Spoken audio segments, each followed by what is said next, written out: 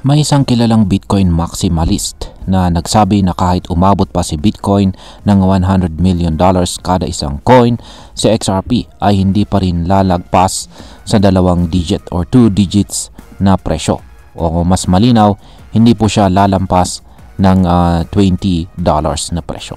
Pero teka lang, may mga eksperto rin na nagsasabing aabot daw sa XRP ng $100, $1,000 at meron pang nagsasabi ng $10,000. So sino ba ang dapat nating paniwalaan? Possible ba talaga ang mga presyo na ito o isa lamang itong ilusyon? Kaya yan po ang siyang ating pag-uusapan sa video na ito, pero bago po tayo magpatuloy ay pakibasa na lamang po muna ang disclaimer dito sa ibaba ng ating screen. Yan, simulan po natin kung sino po ang nagsabi na hanggang $20 lang si XRP kahit umabot ng $100 million itong si Bitcoin. Nito pong June 2, 2025, isang kilalang Bitcoin maximalist at saka chartered financial analyst na si Rahat Soni ang naglabas ng matapang na pahayag. Sabi po niya kahit pa sumabog si Bitcoin at umabot ng $100 million kada isa, si XRP ay hindi pa rin lalampas ng $20. Para po kay Ginoong Soni, ang mga forecast na nagsasabing aabot sa XRP ng $1,000 o higit pa ay isa raw flat out nonsense.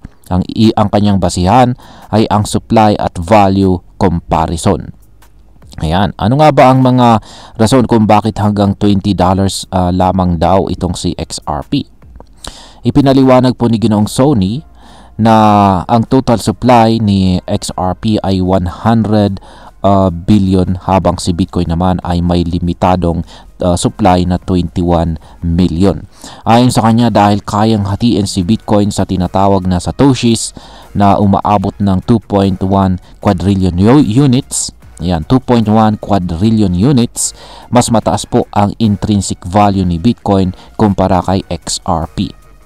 Ayon po sa computation ni Ginoong Soni, kung ang bawat satoshi ay nagkakahalaga na po ng $1 sa hinaharap, ibig sabihin ang isang XRP na may value na 21,000 satoshis ay magiging $21 lamang.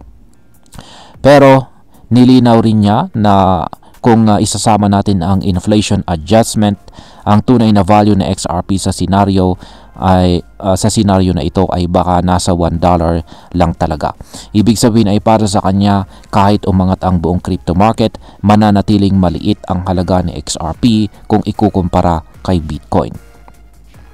Ngayon ay sino po ang mga nagsasabi na aabot si XRP sa mga presyong $100, $1,000 at saka $10,000? Yan, sa kabilang banda, marami ring mga analyst na sobrang bullish o positibo ang kanilang pananaw kay XRP. Isa na po rito si Ginoong Barik C na nagsasabi na kayang umabot na XRP sa presyong $100. Ayan, may isa pang analyst, si Ginoong Matthew Brynen. Mula po siya sa Crypto Guard. At siya naman ay nagsabi na posibleng abutin ni XRP ang presyong $1,000. Yan. At ang mas matinda pa rito ay si Ginoong John Squire, isang market commentator, at siya ay naniniwala na ang target price na $10,000 para kay XRP ay hindi lang posible kundi conservative pa daw. Kaya medyo nakakagulat, di po ba? Ngayon ay may mga basihan ba ang mga bullish predictions kay XRP? Oo naman, meron. Isa po sa mga pangunahing dahilan kung bakit marami ang bullish kay XRP ay dahil po sa real world use case nito, lalo na po sa cross-border payments. Ginagamit na kasi sa XRP sa ilang international remittance system. At kapag mas naging malinaw at pabor ang mga regulasyon sa mga crypto gaya niya, mas maraming institutional investors ang papasok at magpapalakas sa demand.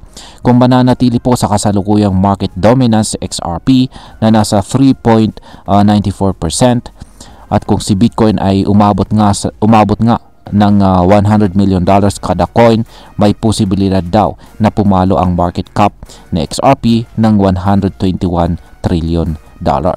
Sa ganitong senaryo, aabot po sa XRP ng hanggang $1,244 bawat isa.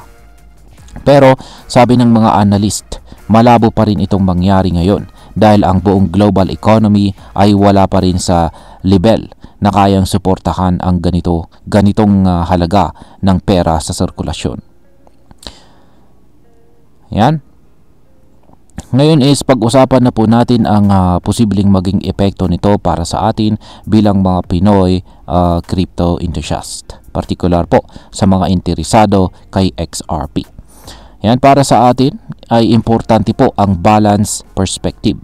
Hindi porket may nagsabing aabot sa XRP ng $1,000 ay dapat na tayong mag-all-in. Hindi rin naman porket may nagsabing hanggang $20 lamang siya ay dapat tayong matakot. Tandaan natin, bawat crypto ay may sariling gamit, supply at saka market dynamics. Si Bitcoin ay ginagamit bilang store of value habang si XRP ay isang utility token para sa mga financial institutions. Kung tayo ay marunong pong mag-diversify at saka mag-long term at meron tayong may long-term mindset, mas makakabuti po ito sa ating portfolio.